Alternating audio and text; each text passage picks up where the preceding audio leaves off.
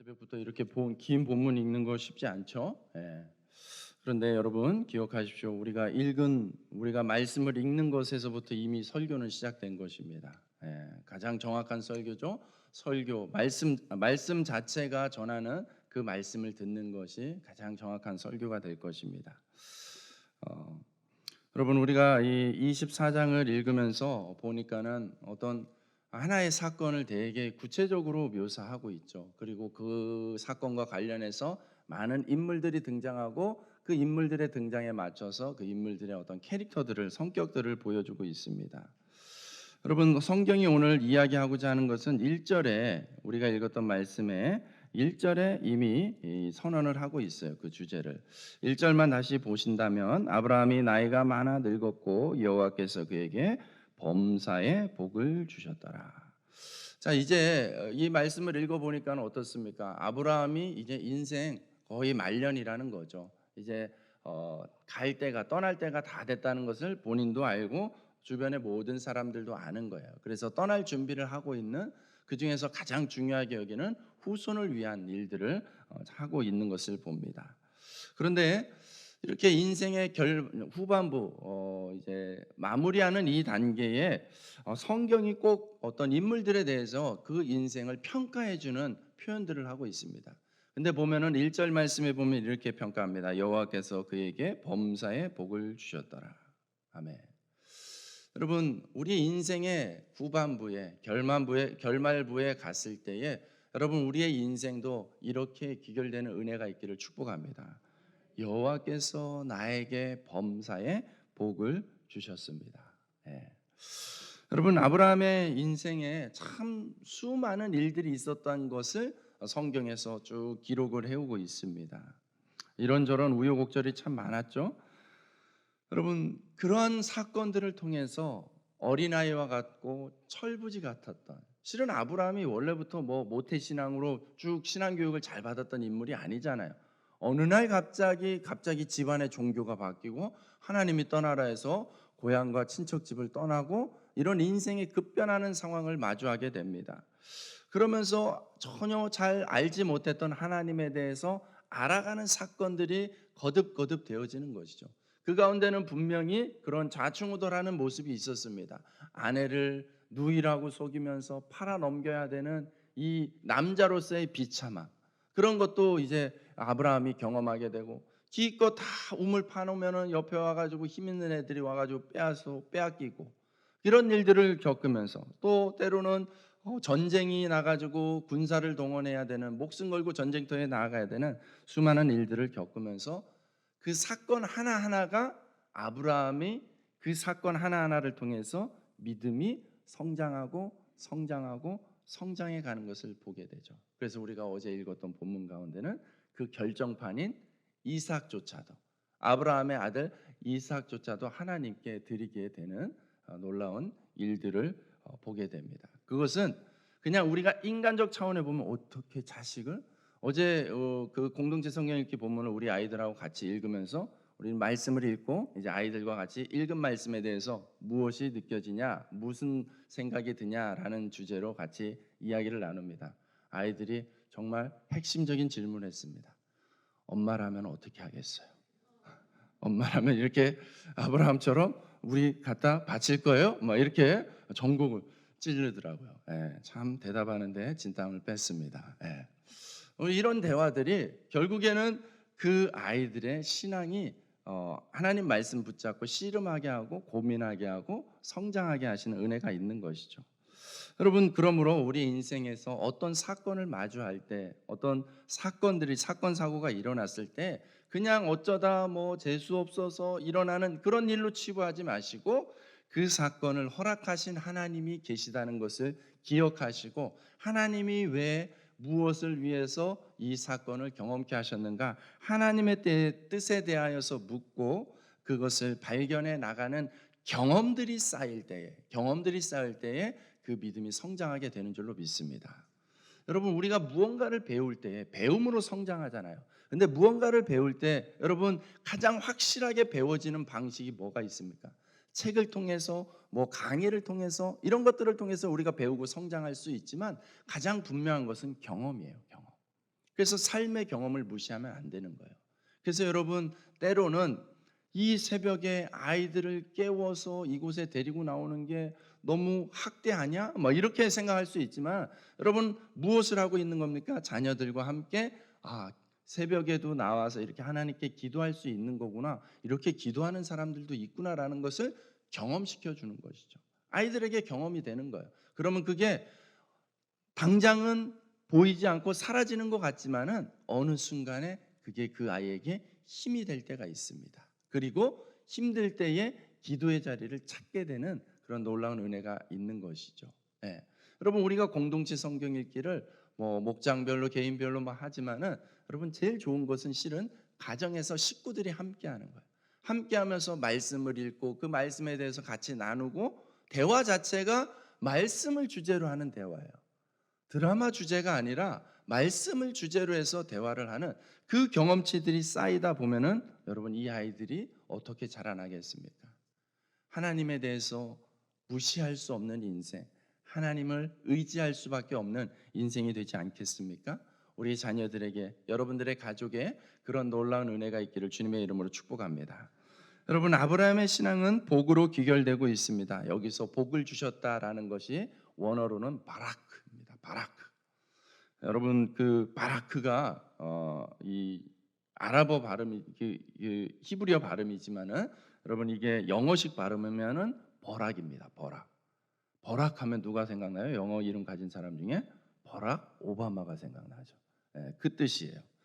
여러분, 이 바라크는 복을 주셨다, 축복하다라는 뜻이 있습니다. 그렇죠? 하나님께서 이 아브라함의 인생에 개입하셔서 축복하셨습니다.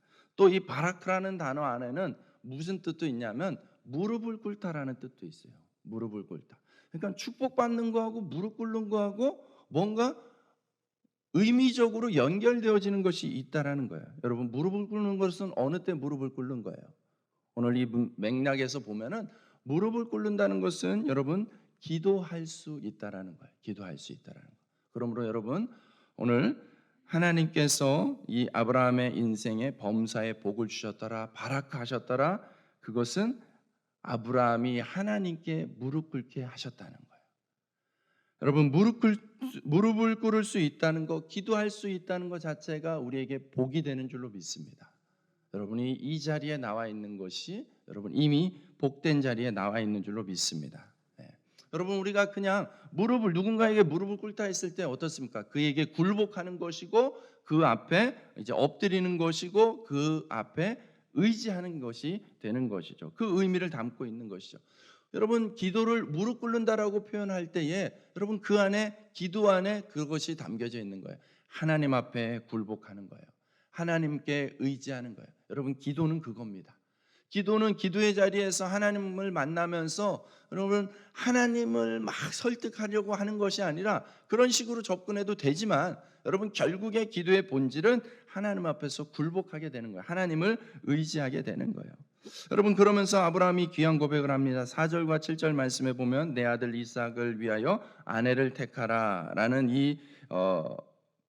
해야 되는 이 사명 앞에 7절 말씀에 내게 맹세하여 이르시기를 이 땅을 내 씨에게 주리라 하셨으니 그가 그 사자를 너보다 앞서 보내실지라. 지금 아브라함이 종에게 고백을 하는 그 내용이요, 하나님께 받았던 약속을 다시 상기시키는 거예요. 그러니까 그 약속을 아브라함이 평생 동안 뭐하고 있었다는 거예요? 붙잡고 있었다는 거예요. 하나님을 의지했다라는 거예요. 하나님이 하신 말씀을 붙잡고 놓치지 않으려고 한 거예요. 그리고 더 나아가서 아브라함의 믿음이 이제 정말 충만해져 있죠. 그 믿음의 고백 가운데 하나가 그거예요. 그가 그 사자를 너보다 앞서 보내실지라. 하나님이 반드시 하나님의 일을 하실 때에 하나님의 사자를 앞서 보내신다라는 것입니다. 그러므로 여러분, 하루를 시작하면서 문을 열고 나가기 전에 여러분 이 기도를 고백하시고 선포하시기 바랍니다. 하나님, 오늘 내 인생의 발걸음 가운데 나보다 앞서 하나님의 사자를 보내주시옵소서. 그러면 그 사자가 여러분 그 일을 인도해 가실 줄로 믿습니다. 여러분, 이렇게 엎드리면서 고백하는 것이 중요합니다. 시편 95편 6절 말씀에 보면 오라 우리가 굽혀 경배하며 우리를 지으신 여호와 앞에 무릎을 꿇자. 그는 우리의 하나님이시요 우리는 그가 기르시는 백성이며 그의 손이 돌보시는 양이기 때문이라. 아멘. 여러분, 우리가 굴복하는 것이, 엎드리는 것이 뭔가 손해 보는 게 아니에요. 하나님이 책임져 주시는 길로 나아가는 것이죠. 우리는 당신의 돌보시는 양입니다라는 것을 확인시켜 주는 자세가 되는 것입니다. 그렇게 나아갈 때에 오늘 하나님께서 은혜를 주시고 책임을 져 주실 줄로 믿습니다. 아브라함의 이 부탁을 늙은 종이 성실하게 임하게 됩니다. 그러면서 나아갈 때 여러분, 이 만남에 대해서 24장에서 아주 구체적으로 섬세하게 묘사를 하고 있습니다. 그런데 보면은 리브가라는 여인이 등장하는데, 리브가가 정말 이삭의 인생에 있어서 리브가는 정말 복 그 자체였습니다. 보십시오. 오늘 성경이 이야기하고 있는 리브가의 모습 16절 말씀입니다. 그 소녀는 보기에 심히 아리답고 지금까지 남자가 가까이 하지 아니한 처녀더라. 예. 여러분, 리브가는 이런 여인이에요. 너무나 아리따운 여인이죠. 근데 여러분, 아리답다라는 것에 대해서 여러분 우리식으로 해석하면 조금 곤란할 수가 있습니다. 이 중동 유목민 문화 속에서의 아리따움은 무엇을 얘기하는 거겠습니까? 여러분, 이 리브가가 등장하면서 하는 행동을 보십시오. 우물가로 나왔죠. 우물가에서 물을 깃는 모습을 보여주고 있죠. 여러분, 당시의 우물은 땅을 파가지고 지하 깊숙이 내려가는 거예요. 그러니까 계단을 타고 내려가야 되는 거예요. 물동이를 들고 내려가서 물을 깃고 또 계단을 한참을 또 올라와야 되는 것이죠. 보통 일이 아니에요. 물 깃는 것 자체가 보통 일이 아니에요. 그래서 유목 사회에서 여자들이 물을 깃고 가축들 먹이고 이렇게 말뚝 받고 천막 치고 하는 일들을 합니다. 그 여자들에게 요구되는 것은 무엇이겠습니까? 힘입니다. 힘. 예. 그래서 리브가의 모습은 아리답지만 힘이 있는 여자죠. 힘이 있는 여자. 그래서 여러분 어떻습니까? 지금 그 종이 물을 달라고 하니까는 물을 줍니다. 예. 여러분, 힘들어 죽겠으면은 물 줄 여력이 없겠죠. 리브가는 그 정도의 마음의 여유도 있고 힘도 있었던 거예요. 더군다나 낙타에게도 아낌없이 물을 주었습니다. 여러분, 이 종이 이곳을 떠날 때 낙타 몇 마리를 가져왔는지 아세요? 10마리를 가져왔습니다. 낙타 10마리를 가져왔는데요. 여러분, 낙타가 보통 물을 얼마큼 마시는지 아세요? 낙타가 물을 엄청나게 마십니다. 15분에 113리터를 마신답니다. 113리터. 그러니까는 그냥 평균 잡아서 한 마리 100리터만 마신다 해도 10마리면 얼마를 먹는 거예요? 1톤을 먹는 거예요. 근데 1톤의 양을 지금 뭐 하고 있어요? 리브가가 다 물을 길어서 먹이고 있어요. 보통 천하장사가 아니죠. 그래서 이야기하는 거예요. 16절에 그 소녀는 보기에 심히 아리답고 지금까지 남자가 가까이 하지 아니한 처녀더라. 아무 남자나 덤빌 수 없는 것이죠. 그래서 여러분, 이삭에게 복이 되는 것은, 이삭에게는 부인이 몇 명 있었습니까? 야곱은 몇 명 있었습니까? 야곱은 아내가 4명 있었지만 이삭은 1명일 수밖에 없습니다. 리브가 외에는 딴 눈을 팔 수가 없습니다. 이게 복인 것이죠. 네. 여러분, 우리 남자들 지금의 아내가 내 인생 최고의 복이다라고 여길 수 있게 축복합니다. 네. 우리 아내들, 지금의 남편이 내 인생 최고의 남편이다라고 고백할 수 있기를 축복합니다. 네. 여러분, 이렇게 힘이 셀 뿐만 아니라 마음씨가 여유롭고 넉넉하고 하나님 앞에서 행동이 결단이 분명한 이 아내를 통해서 하나밖에 없었던 이 불완전한 아브라함의 후손 이삭의 집안을 단단히 붙들고 계시죠. 그리고 인도에 가시죠. 여러분, 우리가 구해야 될 가장 큰 기도 제목 가운데 하나가 만남의 축복 아니겠습니까? 네. 누구를 만나느냐에 따라서 인생이 달라지게 되는 것이죠. 여러분, 이삭에게 있어서 이삭을 돌보시는 하나님의 방법은 이와 같이 든든한 아내를 곁에 두게끔 하셨다는 거예요. 그러므로 만나게 하시고 이 집안을 위태위태했던 이 집안을 계속해서 안정되게 이끌어 가시는 것이죠. 여러분, 이삭의 모습을 그 끝에 가서 63절 67절에 보여주고 있습니다. 이삭과 리브가가 만날 때에 이삭은 무엇을 하고 있었습니까? 저물 때에 들에 나가서 묵상하더라, 기도했다라는 것입니다. 그리고 67절에 보면 그를 맞이하여 아내로 삼고 사랑하였으니 이삭이 그의 어머니를 장례한 후에 위로를 얻었더라. 아멘. 여러분, 이삭에게 하나님이 주신 위로, 어제 오후 말씀에 위로에 대해서 이야기했습니다. 위로가 영어로 컴포트예요. 컴포트라는 것을 분해하면은 힘이라는 거죠. 힘. 어떤 어려움과 어떤 슬픔을 당했을 때 그것을 이겨낼 수 있는 힘이 되는 것이 위로가 되는 거예요. 근데 오늘 이삭의 인생에 있어서 힘이 되도록 누구를 만나게 하셨다고요? 리브가를 만나게 하셨다는 거예요. 하나님의 위로는 이렇게 구체적이고 현실적으로 다가온다라는 사실을 오늘 깨닫고 붙잡을 수 있기를 바랍니다. 여러분, 결론은 무엇이겠습니까? 오늘 이 말씀을 통해서 우리가 붙잡아야 되는 것은 하나님을 의지하는 것, 하나님께 무릎 꿇는 바라크의 삶을 살 때에 하나님께서 그 인생, 그 기도의 제목도 들어주실 뿐만 아니라 오늘 아브라함이 바라크의 자세로 살았는데 여러분, 그 아들 이삭에게 그 축복이 흘러갑니다. 이삭도 길에서 묵상하더라 하나님께 기도하고 있었던 거예요. 아버지의 기도하는 모습을 아들이 보고 배웠던 것이죠. 그렇게 기도하는 인생 가운데 축복된 만남, 리브가라는 지혜롭고 든든한 아내를 붙이셔서 이 집안을 보호하시는 것을 보게 됩니다. 여러분, 오늘 하나님께 바라크할 수 있기를 바랍니다. 바라크하면서 나아갈 때에 하나님께서 우리에게 책임져 주시는 복된 인생이 열려질 줄로 믿습니다.